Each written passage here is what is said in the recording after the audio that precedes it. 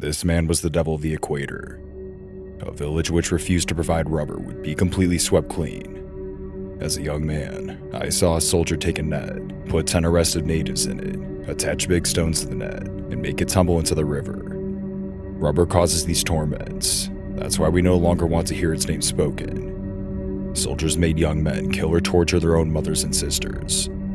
In the mid-1800s, 5 to 10 million people of the Congo and Africa suffered dismemberment, abuse, extreme trauma, and murder at the hands of King Leopold II, leader for the people of Belgium and tormentor for the people of the Congo. Also known as the Butcher of the Congo, Leopold II made his mark on the rubber industry in blood at the hands and lives of the abused African people. King Leopold II was born on April 9, 1835, in Brussels, Belgium, to the reigning Belgian monarch, King Leopold II, and Louise, his second wife.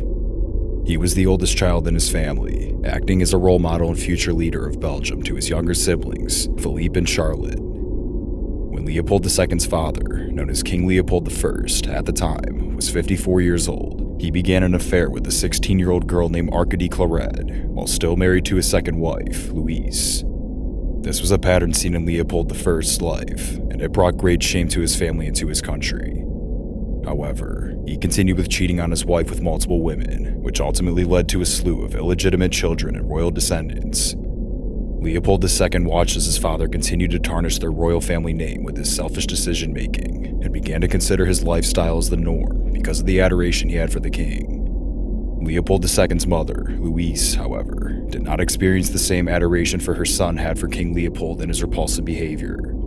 She grew angry and unhappy and began taking her anger out on her children. She made fun of her children and their appearances, pointing out Leopold's large, ugly nose that reminded her of her cheating husband.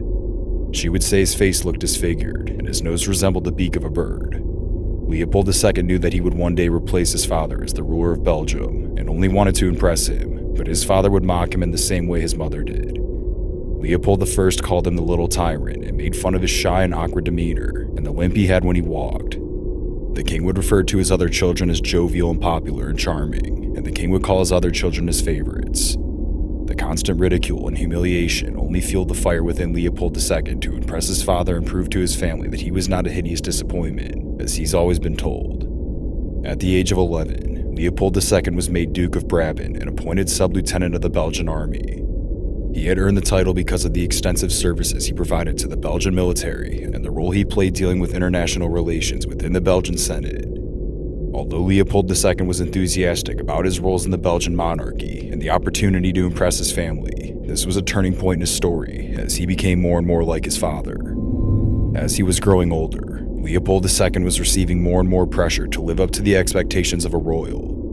His father emphasized the importance of marrying someone of high status to further the monarchy's interests. The king wished for his son to marry a member of the Roman Catholic dynasties, which was how the arranged marriage of Leopold II and Marie Henriette Habsburg came into existence. Leopold was unimpressed by Marie when they were first introduced at the imperial court ball in 1853, but his father desired the union and Leopold couldn't disagree with him. They were both informed at the ball that the marriage was already agreed upon. The two were complete opposites. Marie had great passion for people and kindness, nicknamed the Rose Brabant, and an accomplished artist and musician. She cared for horseback riding and learning languages, and would often take care of her animals personally. Leopold II had no interest in Marie's frivolity because all he cared about was his work with the military and money. He was a shy introvert, and Marie was an extroverted people person. Someone in the Belgian royal court one time remarked that it was like watching a nun and a stable boy. In Brussels, Belgium on August 22, 1853, when Leopold II was only 18 years old, he married Marie Henriette of Austria, cousin of Emperor Franz Joseph I of Austria, and granddaughter of Leopold II, a Holy Roman Emperor. It wasn't until 12 years later, at the age of 30, that the opportunity to prove himself finally arose and Leopold II was named the King of Belgium. His main goal was colonization, and thought that creating strong, thriving colonies was the key to success in his country. In a letter addressed to his brother Prince Philippe, he wrote, "The country must be strong, prosperous, therefore have colonies of its own." Early in his career as the reigning King of Belgium, Leopold II made impactful change on the government and working culture of the country. One of the most important acts was adjusting the rights of workers to form labor unions and the creation of laws against child labor. Although the impact wasn't major, under the reign of King Leopold II, children younger than 12 were not allowed to work at night, and women younger than 21 years old were not allowed to work underground. Workers also gained the right to be compensated for workplace accidents and were given Sundays off. He also worked to improve the social structure and military defenses of Belgium. But Leopold II didn't think it was enough. The constant reminders of his father's wishes and demands still lingered as he began to focus more on colonization. His father saw colonization as a vital element of being a successful ruler and believed that conquering colonies was the key to a thriving country, but had no success in actually taking over any colonies. Leopold I would consistently talk about the otherworldly powers such as England and France, and attributed their success to the colonies they'd overtaken.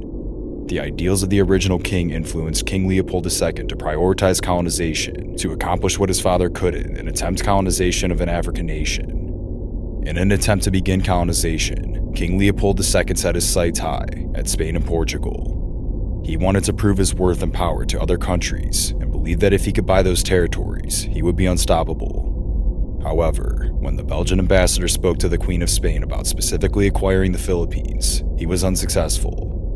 He didn't have the funds or the support from other members of the Belgian government, and when they disagreed with him, he would replace them with someone else. After multiple failed attempts to establish the Philippines as a Belgian-ruled nation, Leopold II turned his gaze to Africa. It was then that King Leopold II's story started to turn into something of terror and destruction.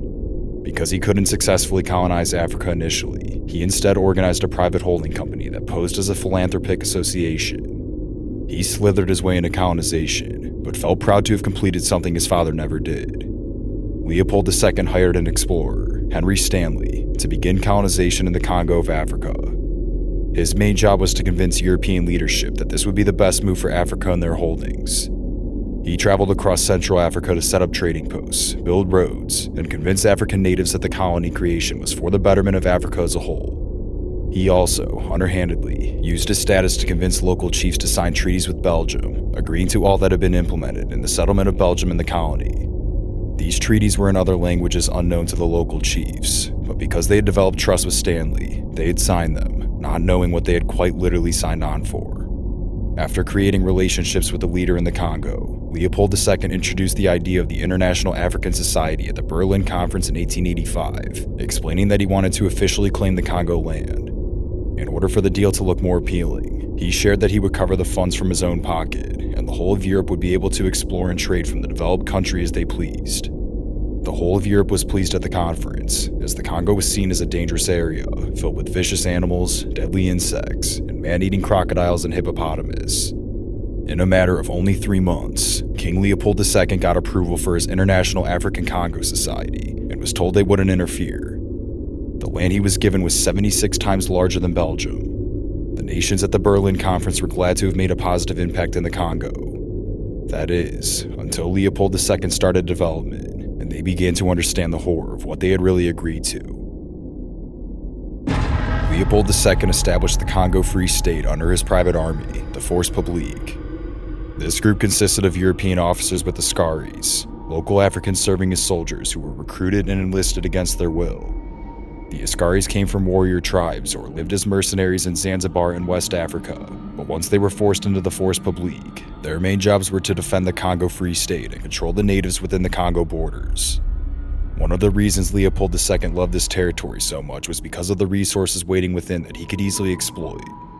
Ivory was plentiful, the hard white material from the tusks and teeth of hippos and elephants. But what Leopold II really focused on was rubber. The land was flush with rubber trees that contributed to the creation of bicycles and automobiles, but the collection of sap from the trees was extremely intense and exhausting. Leopold II made the decision to begin the collection of sap with the forced assistance of Congo natives. Once he discovered the amount of wealth he could get from the colony and how much he could exploit the natives, he restricted foreign access. Basically, the Congo went dark. With no external influences or witnesses, the abuse of the African natives began. Leopold created a system of abuse that rewarded the tormentors and destroyed the lives of natives, eventually leading to worse and worse atrocities. King Leopold II's system became known as the Red Rubber System because of the blood that he spilled and the abuse he encouraged.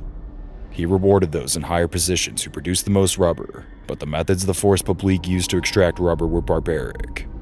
The force publique used punishment to influence the rubber collectors. The natives refused to take part in the slave society the government was trying to enforce, so instead the officials used constraint and repression.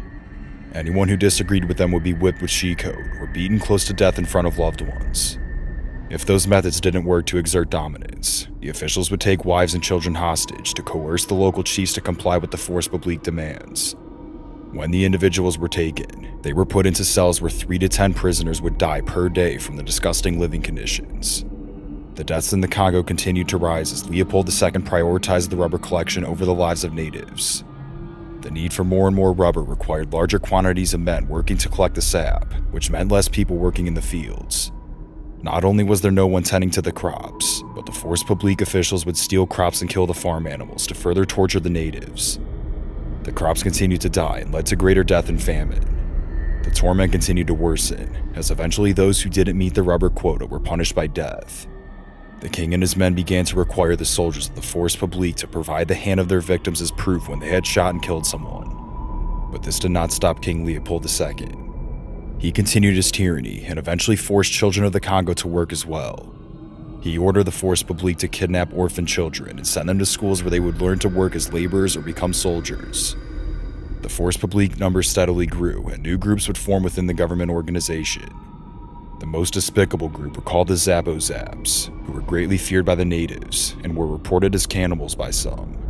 Some of the commanding officers would order soldiers to cut off the heads and hands of those in the village who were protesting to further express dominance and power. When they were given orders to kill, some soldiers would cheat and cut the hands off of victims and leave them to die rather than killing them immediately. Some victims would survive by simply acting dead until the soldiers would leave before seeking help. An American missionary living in the Crown Domain, King Leopold II's private reserve, witnessed the horrid events of the Congo.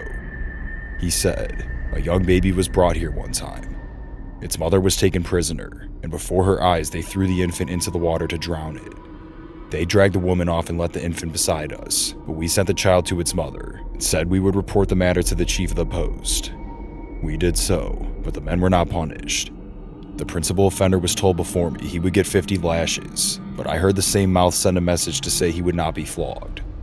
One of the most horrendous quotes from Leopold II was about his disapproval of dismemberment, not because of the act, but because of the harm to his economic interests.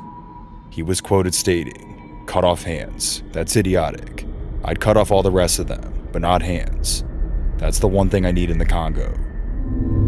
King Leopold II died in 1909 with a fortune of almost $1.1 billion and multiple properties, castles, and mistresses. 1 year before his death, awareness spread of the torment the colony's people faced under his reign, and he sold the land back to Belgium. Through his ownership of the Congo, he had destroyed the lives of 5 to 10 million people in the Congo of Africa. During his funeral procession, the people of Belgium booed, and the impact of King Leopold's torture still rings throughout Africa. Rubber causes these torments. That's why we no longer want to hear its name spoken.